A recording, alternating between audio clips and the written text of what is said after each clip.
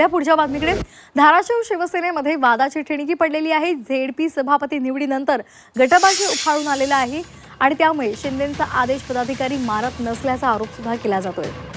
आईसह ZP सदस्याचा राजीनामा देण्याचा इशारा देण्यात आलाय। धाराशिवमध्ये शिवसेनेतला अंतर्गत संघर्ष पुन्हा एकदा चव्हाट्यावर आलाय। जिल्हा परिषद सभापती निवडीनंतर पक्षामध्ये गटबाजी उफाळून आलेली आहे। थेट उपमुख्यमंत्री एकनाथ शिंदे यांच्या आदेशाला स्थानिक पदाधिकारी जुमानत नसल्याचं सध्या समोर येत असल्याचा गंभीर आरोप सुद्धा केला जातोय। शिवसेनेचे लोकसभा प्रमुख आनंद पाटील यांनी हा आरोप करत स्वतः त्यांच्या मातोश्रीच्या जिल्हा परिषद सदस्यत्वाचा राजीनामा देण्याचा इशारा दिलेला आहे। शिंदे साहेबांकडे राजीनामा माझाही देणार आहे आणि आई साहेबांचाही माझ्या देणार आहे, जिल्हा परिषद सदस्यांचा, आणि माझा देखील पदाचा देणार आहे।